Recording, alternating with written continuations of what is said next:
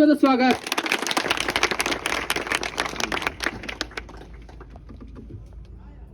आज के इस चुनावी सभा की अध्यक्षता कर रहे परम श्रद्धेय आदरणीय बालक राम यादव जी और मंच पर उपस्थित समाजवादी पार्टी के जिलाध्यक्ष आदरणीय आलोक शाक्य जी, आदरणीय प्रधान वीरपाल सिंह जी, इटावा के हमारे जिलाध्यक्ष आदरणीय बबलू शाक्य जी, ब्रज कुमार जी, संचालन कर रहे राजकुमार जी, चंदगी राम जी, आदरणीय वीरपाल राथिया साहब, मनोज यादव जी, योगेंद्र पाल जी, रामनुतन जी, अवनीश यादव जी, विशेश्वर सिंह जी, सुरेश प्रधान जी, भारत सिंह जी, भाई श्याम करण शाक्य जी, भाई अर्जुन सिंह जी, हरिराम बौद्ध जी, रामवीर जी, रामशंकर पाठक जी, रामवीर सिंह जी नगलालाई, सुरेंद्र सिंह लल्ला भैया जी, रविंद्र यादव जी, अवनीश मास्टर जी, श्याम सिंह जी, राम प्रसाद जी, राम दुलारे शंखवार जी, टोड़े सिंह यादव जी, इंदल सिंह जी, गजराज सिंह जी, शैतान सिंह जी,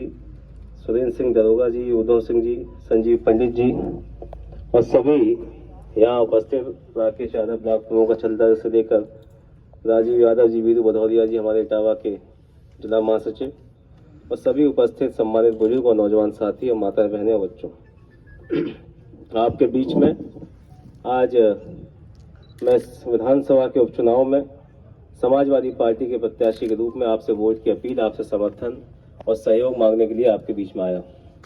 वैसे तो आपका हमारा जो संबंध है, जो रिश्ता है, नाता है, पारिवारिक है, लेकिन चूंकि चुनाव का समय और चुनाव के समय अपील करना, निवेदन करना, सहयोग मांगना बहुत ज़रूरी होता है।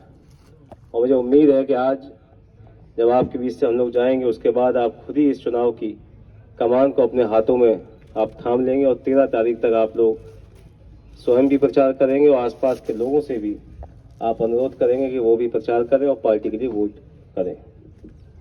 अभी प्रधान जी ने एक समस्या बताई थी जल निकासी को लेकर, क्योंकि चुनाव चल रहा है इसलिए अभी कुछ कहना ठीक नहीं, लेकिन चुनाव के बाद आपसे मिल के बैठ लेंगे और जो समस्या है उसको आपके हिसाब से उसको हम लोग निराकरण करने का भी काम करेंगे।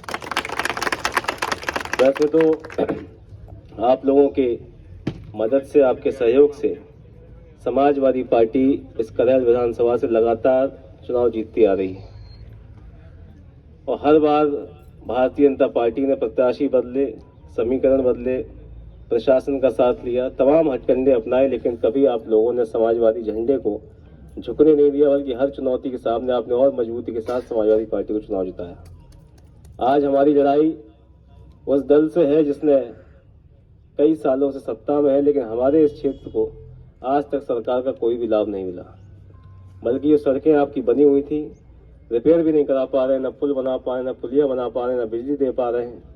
किसानों की समस्या अलग, अभी खाद के लिए हम लोग जब निकलते हैं तो सड़कों पर लाइन लगी हुई, खाद भी किसान को मुहैया ये सरकार नहीं करा पा रही। अभी आपने लोकसभा चुनाव में बहुत ही बड़े बहुमत के साथ समाजवादी पार्टी को जिताया और उत्तर प्रदेश में आधे से ज़्यादा सीटों पर समाजवादी पार्टी और गठबंधन का दल चुनाव जीत के आया। और जब से लोकसभा चुनाव हुआ है भाजपा इसलिए परेशान है कि जहां एक तरफ सीटें बहुत आई, वहीं तमाम ऐसी जातियों के लोग जो हमसे अलग हो गए थे किसी कारण से, इस चुनाव के माध्यम से आज वो सभी जाति बिरादरी धर्मों के लोग समाजवादी पार्टी के साथ खड़े हो गए।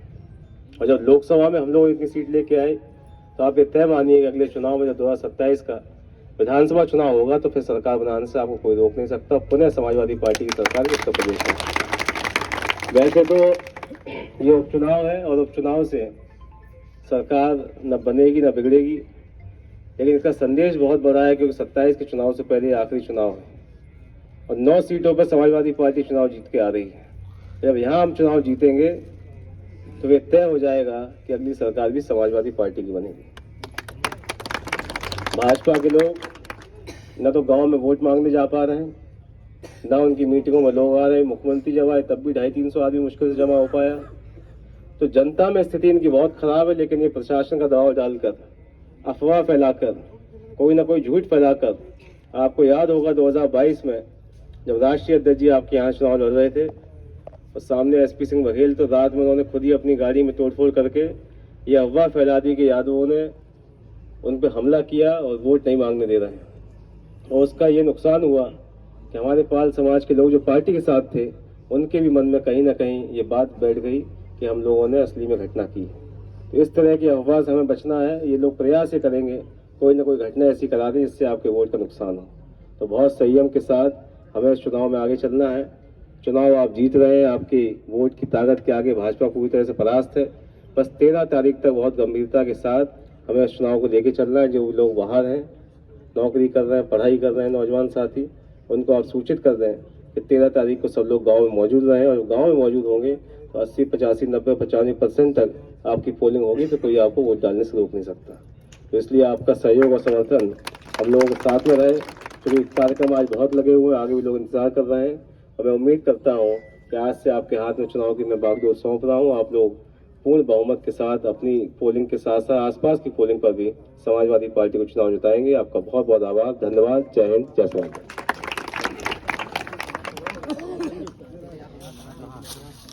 यहाँ आ जाओ सब लोग। एक मिनट, आप सबने हमारी युवा टीम है, आप सब आए।